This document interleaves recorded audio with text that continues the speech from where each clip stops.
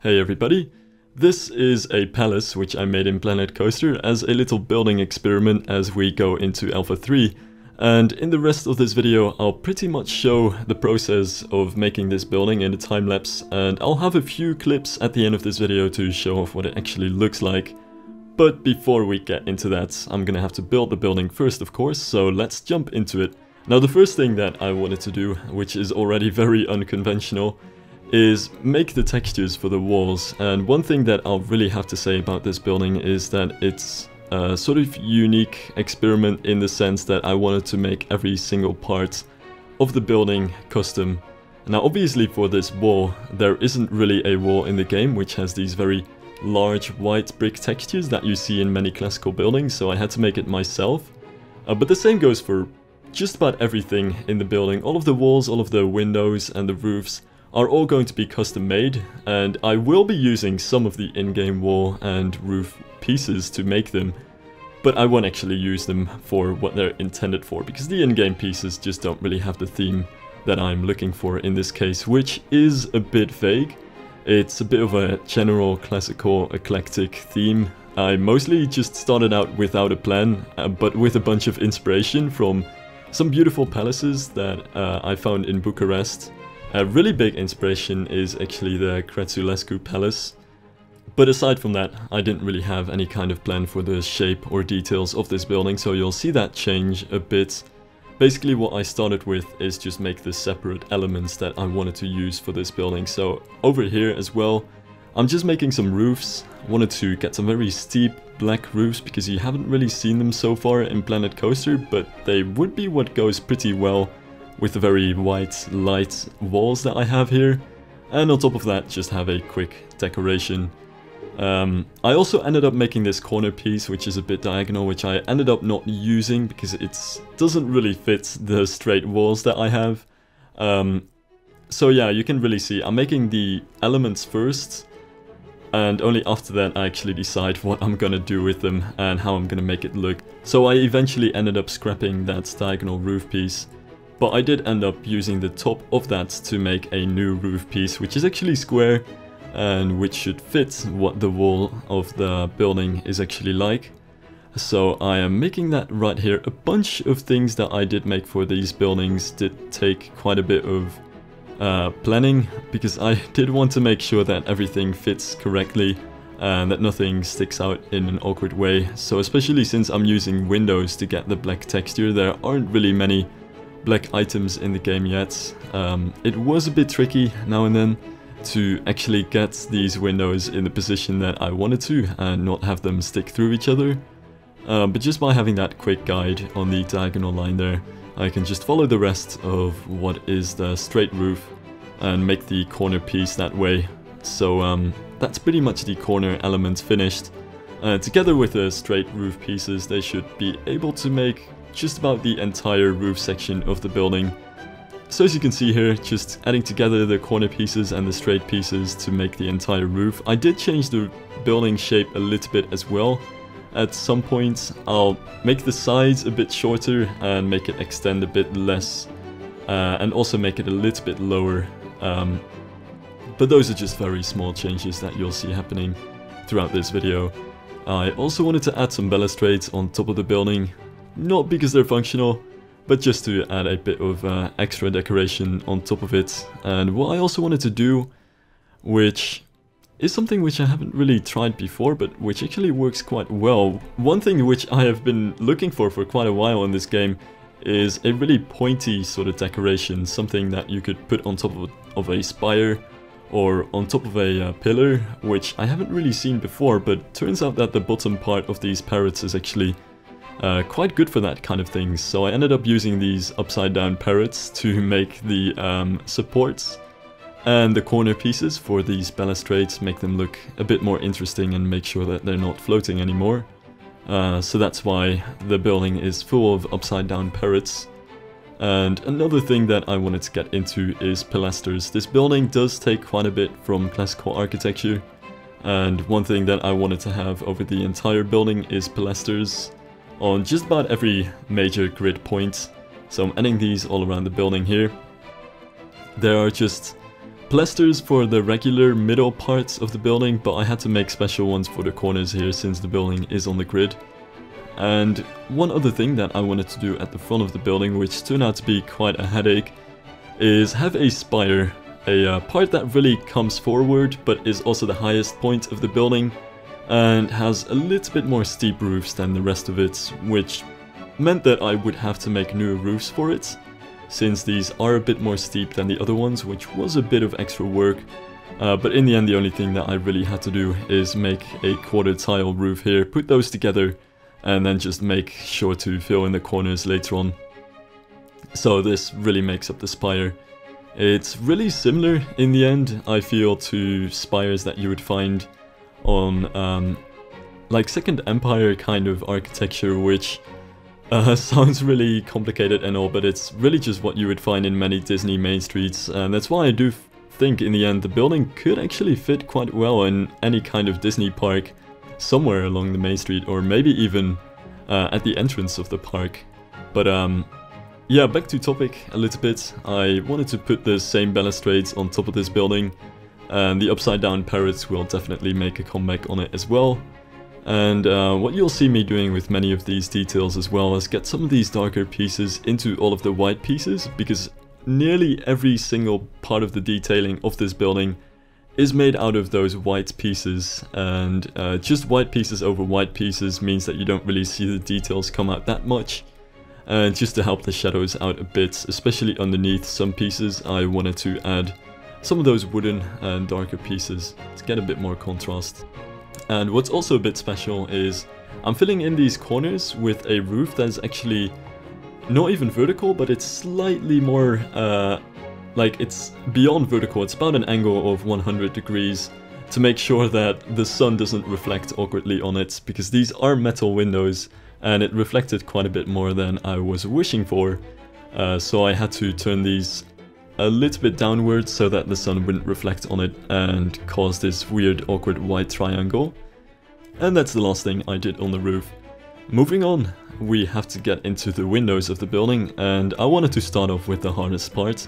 Just get that out of the way, the dormers of the building, which were a bit of an extra challenge because they don't just sit on the roof, they also kind of extend over it and are also placed over two tiles underneath the roof. So these are quite large dormers with very large arched windows and a nice little pointy roof on top of them, which were quite simple to make, but I did need to keep in mind how I made the rest of these buildings to make sure that the dormers would actually fit on top of the roof, which took a bit of measuring and making sure that I had the same dimensions. But that's pretty much the simple roof. Bunch of windows on top of it and an upside down parrot to make sure that I have that little decoration on the top of the window, and a bit of wood to give them a bit of a rustic feel and get some slight contrast into it. It was actually not my own idea to add wood underneath the roofs. That's just something that you see on many palaces in Romania, which is also why I figured if this building would be built anywhere in real life, it might probably just be a Romanian palace somewhere in the city or just outside of it with gardens around it. And by using this dormer in a bit of a smart way, by lowering it or actually raising it and making it a bit higher, I could use the same dormer as sort of slightly different looking dormers, and I'll do that at some point in the future as well. But on the front of the building, on the big important spire that pretty much is the biggest and most important part of the building, I did want to have a slightly larger and more important looking dormer. It's a bit similar actually, I think, to the round dormer on the top tower of the Cinderella castle in Disneyland Paris, with that sort of round shape to it. And it's a pretty large dormer as well, very large glass arc on top of it.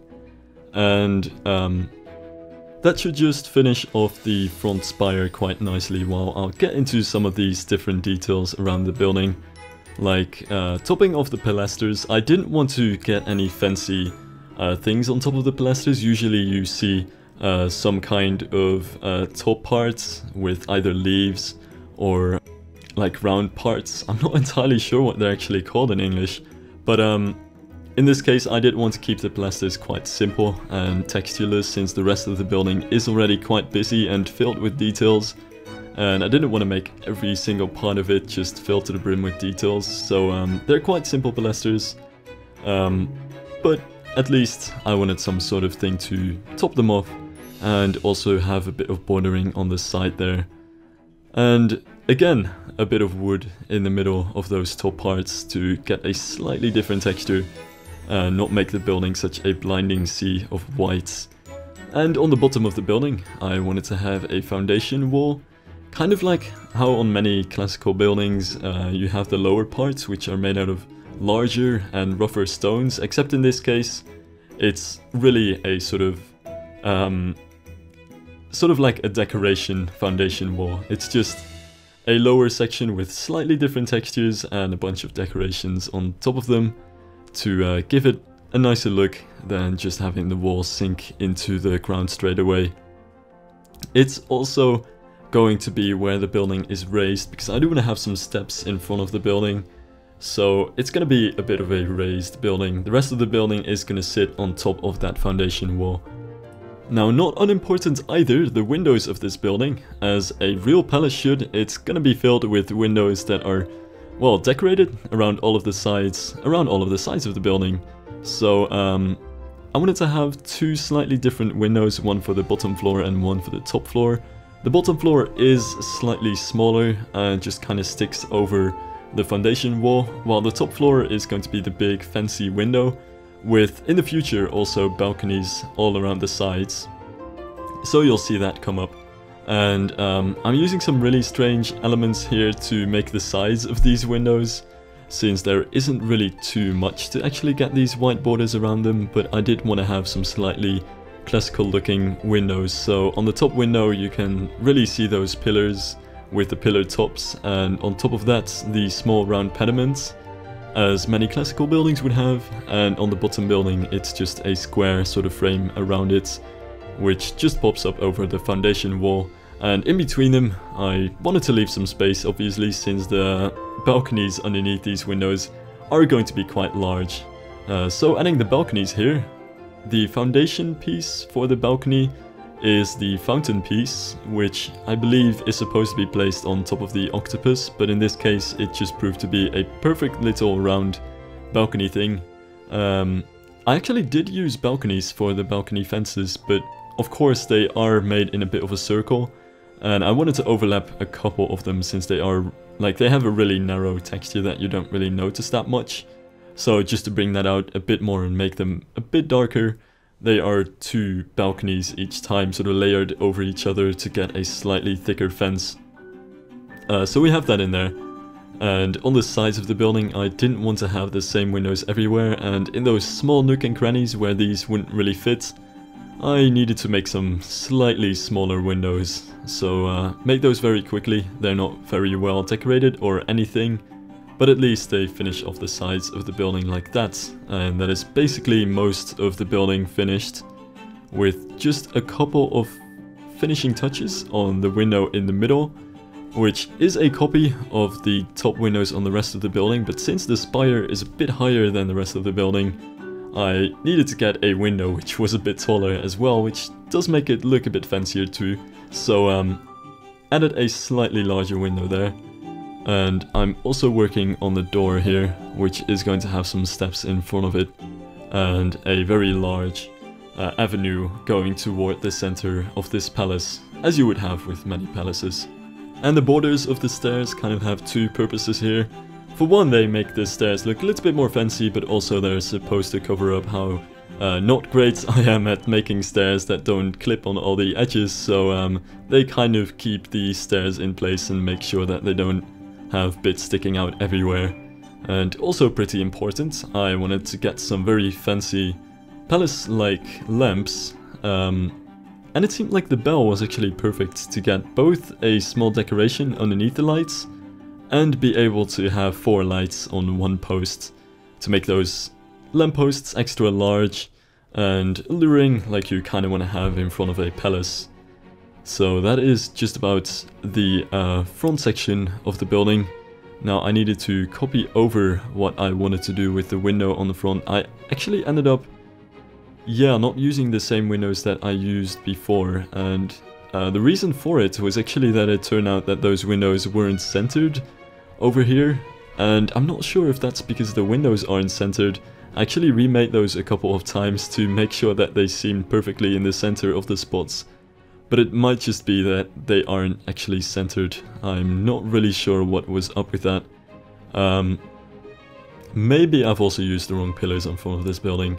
Anyway, I made a new window, just about in the same way as all of the other windows so far. And add a bit more decoration on top of the tower to finish that off as well. And I believe that is just about the main building. Pretty much finished after these couple of details over here to yeah, add that extra bit of topping to the building itself. Oh yeah, I forgot about the foundation walls over here as well. I didn't want to entirely copy them though, since that would take a lot of effort and I was feeling really lazy when I was doing this. So that should just finish up the foundation walls quite nicely. It's a very small section anyway. And it is sort of a section that sticks out, so I'm not really too worried about it. Now onto the last part of this video, and I didn't film all of it, but hopefully I did film the most important part of it. The garden around the castle, which is not, or the palace I should say, which is not too big. It's quite simple as well, but it's just something that I wanted to make to give the building a bit of context. The building itself is definitely what this is all about. It's not a video about a palace with its castle, but I did want to put it sort of in its natural habitat, if you will. So just to kind of get an idea of what this would look like if it were actually a palace inside some sort of palace gardens for some sort of royalty summer retreat. So very quickly made that sort of improvisational layout based on shapes, based on the symmetrical shapes that you very often find in these kinds of things. I'm not a garden palace knowledgeable person, but this was more or less my idea of what it would look like, I suppose. A bit of hedges around all of these squares and different shapes that I had in between the parts, and at first I placed all of these lanterns over here, but then it turned out that they were kind of blocking the view of the building, which isn't very good, so ended up making some slightly smaller lanterns just to get them inside the middle sort of road, to make sure that I actually had lights, and some slightly fancy ones at that, but to make sure that the lights weren't actually blocking the view of the building. So still using the large lights on the side, but in the middle road definitely wanted to use the smaller ones. Now onto what is going to be most of the foliage of the gardens. Wanted to make a few sort of custom bushes, almost like the topiaries that you find in many of these gardens. I was almost going to like make my own ones, because you can kind of make your own custom topiaries out of these if you put them together in really smart and creative ways, but I wasn't really feeling that, so I just turned them into slightly thicker versions than what they actually are. So just did that for a bit, added some borders around the road to make that a bit more fancy. Added some flowers. There's gonna be a bunch of flowers, of course, and a few more bushes around the building, because just a building in the middle of nowhere with no foliage around it looks a bit boring. And here I'm just adding a couple more bushes around these perimeters of these marked off areas. You probably get the drill at this point.